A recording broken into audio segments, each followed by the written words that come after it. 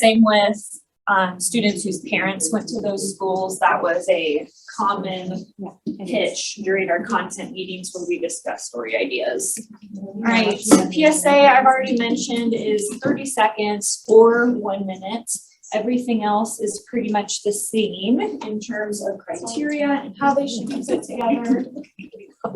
And then here are the examples from Class A. The unplastic bag, I'm assuming meaning, actually it looks like this bag is made of plastic bags. We've got one on kindness, we've got one on turning off cell phones, probably being remote. Class B, gun safety, Red Cross, suicide prevention. And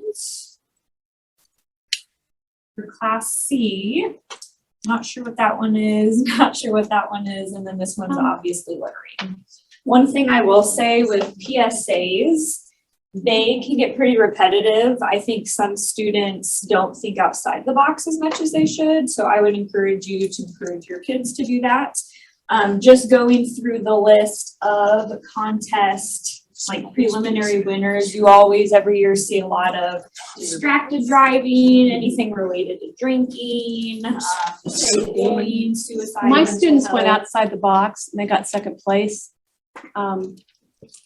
They did it on being tardy. Yep, so the more unique your idea, probably the more likely you are to score higher. So think of something that's specific to maybe the school year or your community specifically, and then it'll stand out to judges. And for the all right, and then those are the overall winners.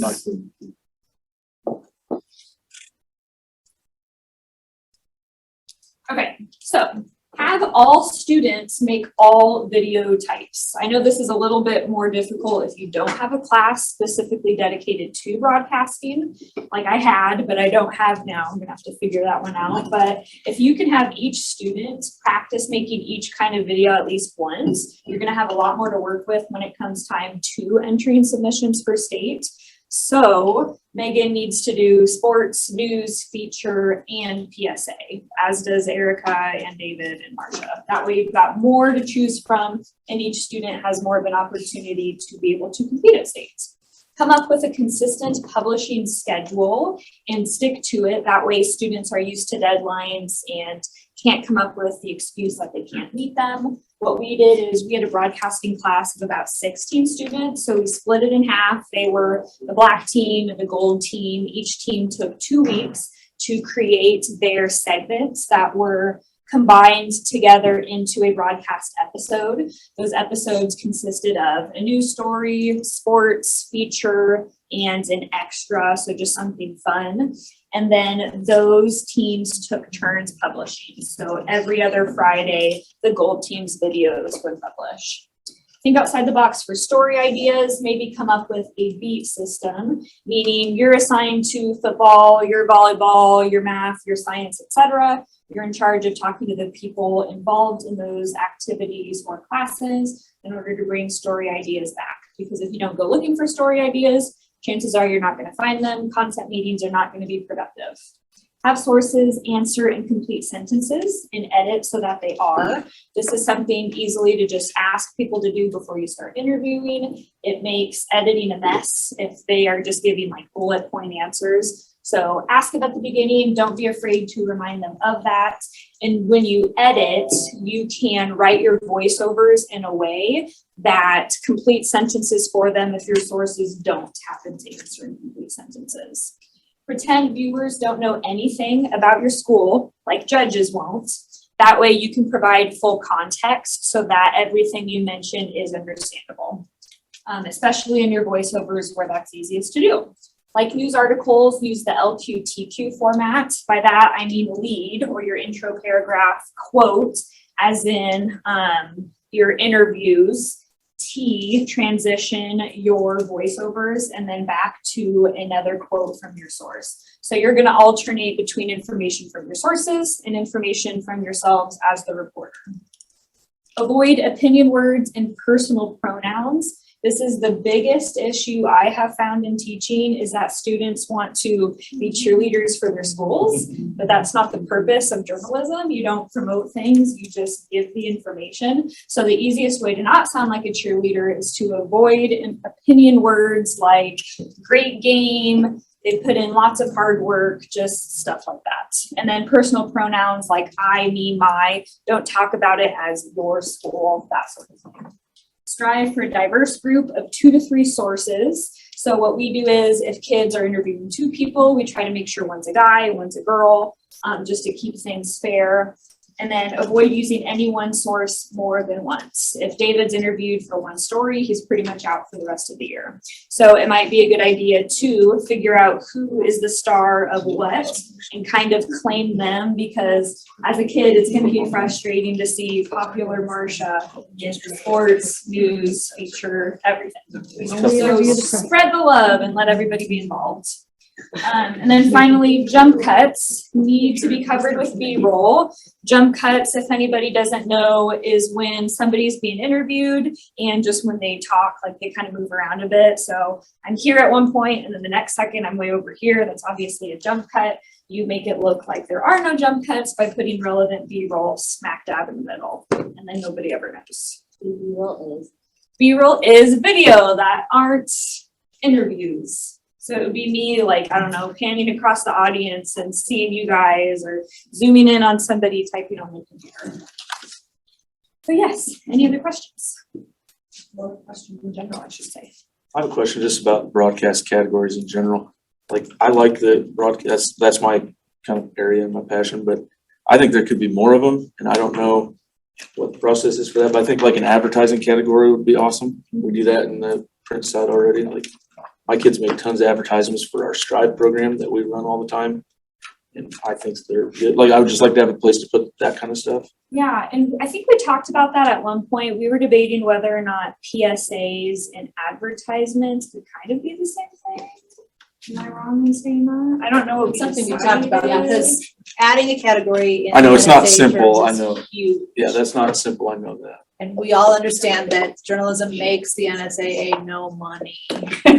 And so it's really hard to promote new things, but if we could work it in, I don't know if it would help or not. I mean, or it's something just to definitely keep in mind. We had lots of great ideas for new broadcasting categories, but So here's a question, if it was added to PSA, is it the time restriction that needs to be changed to make it fit, or it's the content For an advertisement. versus It'd fit a with the PSA? time, it'd fit with the time commitment or the time, or it'd just be the content. Just not The content seems very different. But I'm yeah, not 30 or broadcasting, 60 seconds But to me, is that right. content seems very different, and if we could keep it separate, it sounds like a very different category. I think that Advertising wouldn't fit into. Okay, I have a question while we're going through all this. Is it just me, or does it seem like someone shouldn't place in 2 different categories with the same video? Did that happen? Did you have a video that was in 2 different categories? I've done that. Is that? I did that years ago. I don't do broadcasting, so I'm throwing that out there, because these are all final, so she has the top 8 up here. I didn't know which one it was. That means they placed in both. So that's a good. So to me, I feel like, I know there's separate judges, but what do you guys think? I had a It's a great sports, area. I had a sports story, and I think I reached out and I was like, which one do you think, like, should this be a feature or should this be a news? And they were like, I don't know. So I was like, well, I'll just try it in both. Like, I don't see any rules that say that I can't. So I'm just gonna, That's why I'm questioning, because I do feel like maybe it should only be in one. But we do, I don't know, that's just my thing, because it's the same thing.